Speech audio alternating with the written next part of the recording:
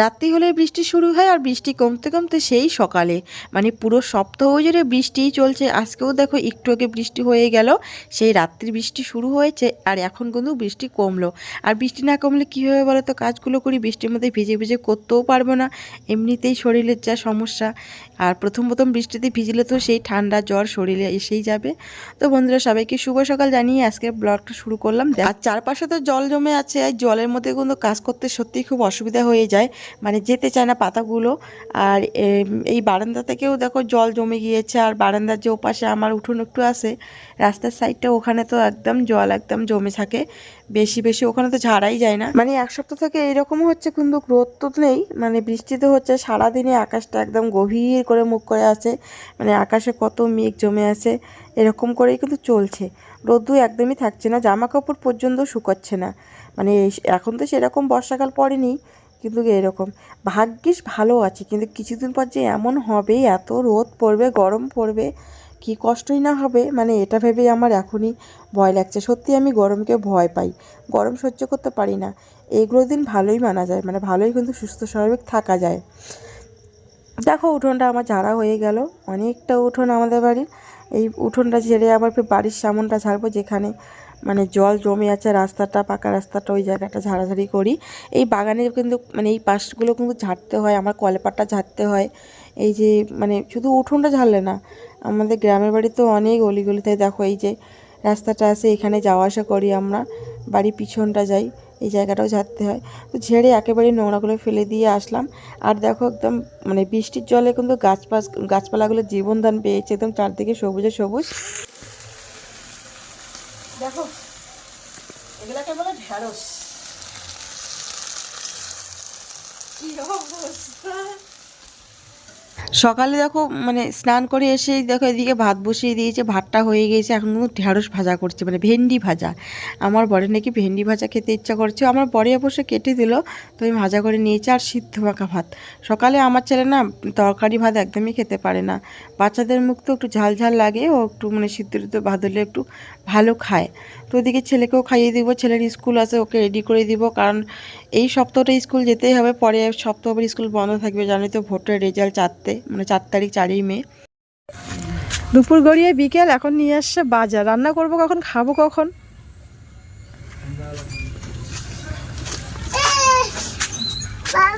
হ্যাঁ, ও চকলেটও নিয়ে নিছে। এই যে এখন মাথা ভাঙা যাবো। মাথা ভাঙা কেন যাবো বলো তো? এদিকে শোনো, এদিকে শোনো, এদিকে তাকাও, এদিকে তাকাও। কেন, কি উপলক্ষে জামা জুতো কিনবা? ভালো করে বলো। আমার বার্থডে তো না। কবে তোমার বার্থডে? এই 17 তারিখ। হ্যাঁ, এই 17 তারিখ। 17 বাংলা 17 বাংলা 17 তারিখ। আর ইংরেজি মে আমার 1 তারিখ। পয়লা মে। 1 তারিখে আমার বার্থডে। 1 তারিখে আমার বার্থডে। বলো বলো, এই শুক্রবার। পায়ে পাবে না, এই শুক্রবার। দেখি বাজার হাট কোথায় আছে। ওরে বাবা, আমি এত কিছু ধরতে পারবো না। থেকে আসার পর ছেলেকে খাইয়ে দিলাম, স্নান করিয়ে দিলাম, এখন রান্না করবো। বাজারে নিয়ে আসলো, কিন্তু জামা কাপড়গুলো ধোয়া হয়নি, সেগুলো আবার মেরে দিচ্ছি ধুয়ে।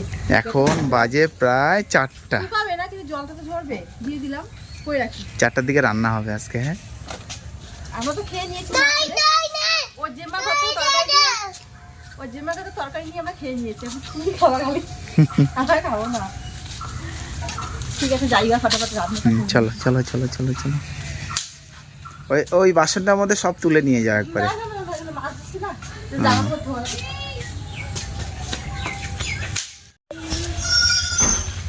দেখো ও ভিডিও করছে, আর আমাকে দেখো কত ওজন করে দেবো, মাথা ভাঙা ছেলে জামা কিনতে।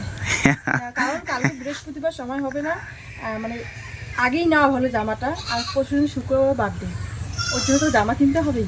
দাও চার্জে বসায় দিই, দাও দাও দাও। আরে বাপ রে বাপ, এত ওজনটা দীপা তুমি নিয়ে আসতে পাইছো? হ্যাঁ, যেদিনই তোলে সেদিনই এত ভারী জিনিসটা আমাকে আনতে বলে। সত্যি তো, মাঝে মাঝে তো আমি রাগ হয়ে নিয়ে আসি না, তো এগুলো আগে রেখে আসি।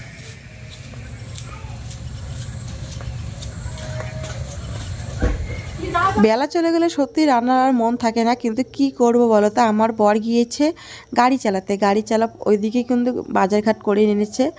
তো বাজারঘাট ওইদিকে করে নিয়ে এসেছে, তো আমাকে তো রান্নাটা করে দিতে হবে। দুপুরে তো আমি রান্না করিনি, কারণ ঘরে সেরকম সবজি টবজি কোনো কিছুই ছিল না। আর কি রান্না করি বলো তো, মাছটা এনেছে, এখন মাছের ঝোলটা হয়ে গেলে কিন্তু হয়ে যাবে।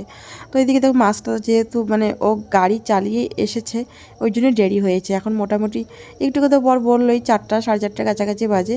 তো এখন মাছের ঝোলটা রান্না করবো রাতের জন্য শুধু। আর আমার এদিকে ছেলে দেখো কাপড় তুলে নিয়েছে, ও জামা কাপড় তুলে আনছে। আমি কাজ করছি, ও জামা কাপড় তুলে আনছে, মানে তার থেকে মেলে দিয়েছি, ও জামা কাপড়গুলো মেলা জামা কাপড়গুলো এনে ঘরে রাখবে। দেখো আমার ছেলেও কিন্তু ছোট হোক কিন্তু অনেক কিন্তু কাজ করে, কিছু কিছু কাজ অজান্তেই করে।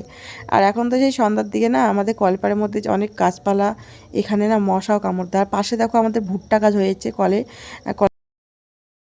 টিফিন দেখো নিয়ে এসেছে হালখাতা, ওই হালখাতা দেখো এখন ও খুলে ফেললো। মিষ্টি একদম অরুচি, খাও। দীপার ও তোমার এখানে দুটো জিনিস আছে, এইটা আর এই যে লাড্ডু। বাদ বাকি আমি মিষ্টি খাই না। এটা কি? এটা মিষ্টি লাড্ডু, দুটা মিষ্টি খাই না, খাও। তো বর টিফিন এনেছে, বর টিফিনটা খাচ্ছে। আর এদিকে না আমি মানে মানে মাছটা দিতে গিয়ে আমার আজকেও কিন্তু তেল একদম ছিটে পড়ে গিয়েছে ঠোঁটের জায়গাটা। তো ওখানে একটু কোলগেট লাগিয়ে দিলাম। এর আগের ভিডিওতে মানে আমি শেয়ার করেছিলাম আমার হাতে মানে মাছের তেল পড়েছে। তো তোমরা অনেকেই আমাকে কমেন্ট করেছো যে মানে টুথপেস্ট লাগাতে, কোলগেট লাগিয়ে নিলে নাকি মানে ওখানে সেখানে আর মানে ফোসকা পড়ে না। তো আজকে কিন্তু আমি সেই কাজটাই করেছি, টুথপেস্ট লাগিয়ে নিয়েছি ঠোঁটের মধ্যে। সত্যিই কিন্তু ফোসকা পড়েনি, যেহেতু আমি ভিডিওটা কালকে করা হয়েছে, আজকে আমি ভয়েস দিছি। তেল ছিঁড়ে পড়লো, ওই জন্য কোলগেট দিলাম। তোমার ভিডিওতে বলেছিলে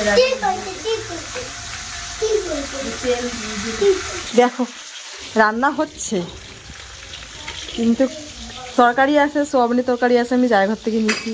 ঢ্যাঁড়স ভাজা আছে, মাছ ভাজা আছে, বললাম খাও, ওর তরকারি অপেক্ষায় আছে। দেখো দুপুরবেলা মুড়ি খাচ্ছে। কি মানুষ তুমি সত্যি, খিদে যখন পায় তখন আলু সিদ্ধ ভাত দিয়ে মানুষ খায়, মানে ইয়ে থাকে। আর তোমার দেখো, যাই হোক চট করে রান্নাটা করে নিই, দুপুরে নাহলে মুড়ি খেয়ে কাটাবে আবার।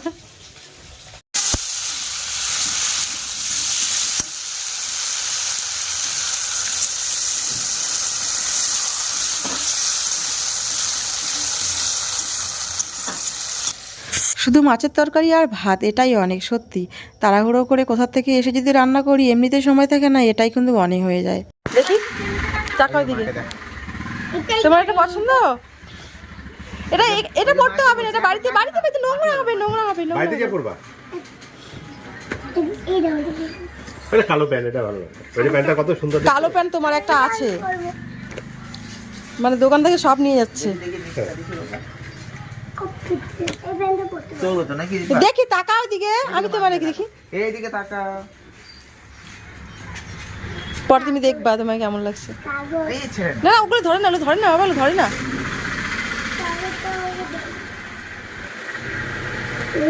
না না, এইগুলো নেয় না তো। দেখি এটা দেখি বাবা, তাকাও। এটাও ভালো লাগে। ওইটা দেখি দেখি, ওইটা এটা একটা সুন্দর। এইটাই থাক, ওইটাই থাক। কোনটা? কোনটা নিবা? আর উপর থেকে কি বোঝানো যায় হলো। আর রাত্রি আমরা 8টা দিয়ে গিয়েছি মাথা ভাঙায়, তো ছেলের জামা কেনার জন্য। তো এই গেঞ্জিটা নিয়ে পরে একটা শার্টে নিয়েছি, তো পরে ভিডিও করা হয়নি, কারণ বাড়ি ফেরার পথে এত বৃষ্টি হয়েছিল। তো অবশ্যই বার্থডের দিন তোমরা দেখতে পারবে জামাটা। তো বন্ধুরা আজকে ব্লগটা এই পর্যন্ত।